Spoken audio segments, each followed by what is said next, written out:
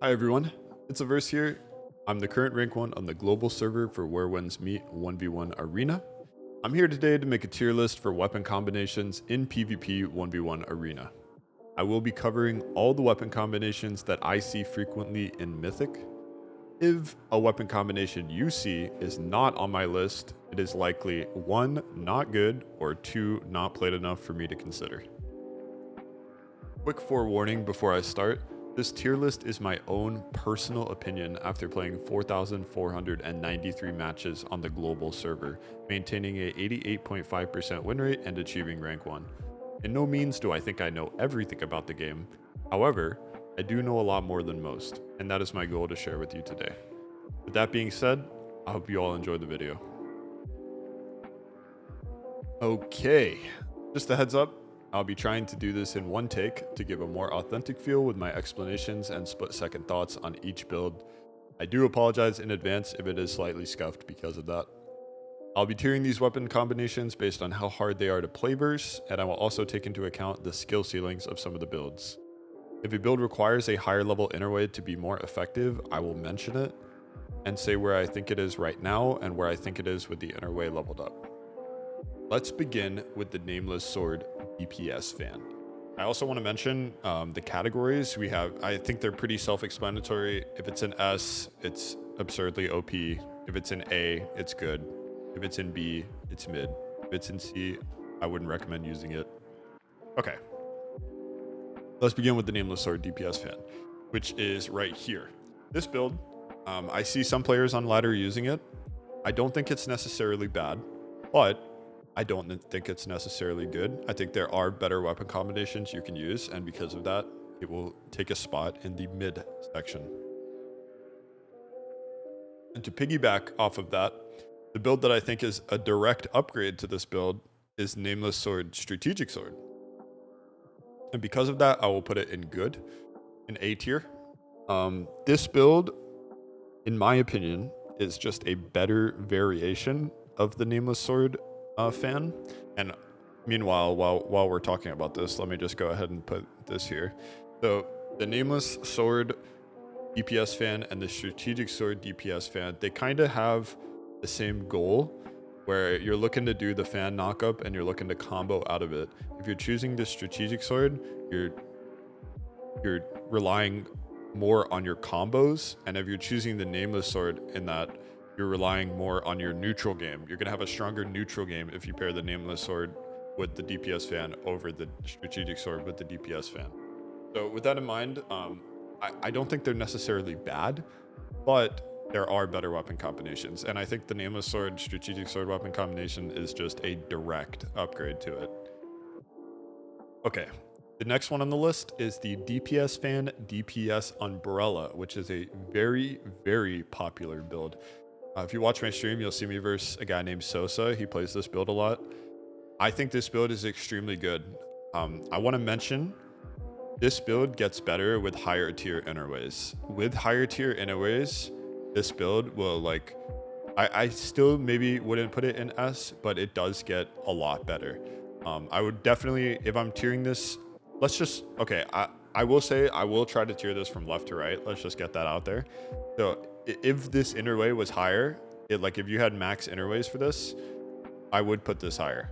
But as of right now, with the current interway levels, most people usually have like interway level 4 if they've been min-maxing their stuff. I would say it's probably right there. It is an extremely good build. It is not OP. The next one, DPS Umbrella Nameless Spear. I have had a few comments about this in Twitch chat about the Nameless Spear stun into the Umbrella stun into the Nameless Spear R. That's a true combo. The downside of this build is the fact that that's their only combo. So the combo is good, but it's kind of a one-dimensional build. I don't really necessarily would call it good, but it is effective when it works, you know. And for that reason, I would not consider it any better than mid. The next build, Healing Fan Healing Umbrella. Oh my. So we have our first C category. This build is really, really bad. I do see people on ladder use it. Do I think it's good? No. I think it is a horrible, horrible build. I would not recommend anyone playing it. I probably off the top of my head know about 4 different people playing this build on ladder, and it is probably one of the freest matchups. Their whole goal is to, well, let me preface this by saying healing is nerfed by 90% in arena. So their heals from their healing fan and healing umbrella only heal them for 10%. On top of that, their whole gameplay is oriented around parrying and mystic skills, and there are just better weapon combinations to do that on, and it's not very effective, and it's not very good. So for that reason alone, I'm going to put it in C. Now we are breaking into the I honestly don't remember the name of this weapon, but I'm just going to call it the tank spear. It's the stone split spear. I think it's called like Storm something, Storm Quaker. But yeah, I'll just refer to it as the tank spear. This first one is the tank spear and the nameless spear. I'll just preface this by saying I don't think the tank spear is good at all. It's okay. The moves are like ridden with tenacity. Tenacity is stagger immunity. Other than that, it really doesn't have much combo game, and it's kind of just one of the worst weapons, I would say, in the game at the moment. So spoiler, all these tank spear weapon builds probably are not going to be rated too high. I wouldn't necessarily call this build bad because it has the nameless spear in it, and the nameless spear is insanely OP. But I wouldn't call it good either, so I'll probably keep it in the mid. For the next build, the tank spear plus the nameless sword, I would consider this just a worse version of the previous build we just talked about, because the nameless spear is just carrying that other build with how strong it is. So I'd put it there in B. For the next build, Heaven Quaker Spear plus Strategic Sword, very similar to what I just rated. The only difference between this build and the Nameless Sword would be what I mentioned earlier. The Nameless Sword allows you to have better neutral game, and the Strategic Sword allows you to have better combo game. Although I don't know if you're taking the tank spear, you're not really playing for combo game. You're playing for like damage mitigation and tenacity moves. I don't know. It's a little weird. I don't necessarily think it's good, and I don't really have a hard time whenever anyone is taking the tank spear. So for that reason, I would not consider any of these builds above B. The next build, a beautiful, very OP build. This is the Nameless Sword, Nameless Spear, a very strong build. I wouldn't consider it S. The S category, I'm going to strictly keep for builds that are, if I play versus it, I'm scared. They are the best builds in the game at the moment. So because of that reason, I will put it in the very highest tier of A. This is not moving from the very highest tier of A. This build is insane. The Nameless Spear is probably the best weapon on current patch with the Serene Breeze attunement on the disc slot, and the Nameless Sword is just amazing. It provides you neutral game, it provides you combo. It's insanely oppressive. So yeah, that's gonna sit at the top of A. Next we have the Nameless Sword and the Twinblade. The Nameless Sword and the Twinblade, I would say, is a worse version of the Strategic Sword and the Twinblade. So for that reason, I will consider it here. Sorry. Oh, yeah, right there. So I'll consider it behind the Nameless Sword, Nameless Spear, just because the Nameless Spear is so strong right now. But still, this build is really good. The main difference, again, I repeat this a lot in this video. The main difference between the Strategic Sword and the Nameless Sword is the Strategic Sword essentially just gives you more combo potential, and the Nameless Sword just gives you more neutral game.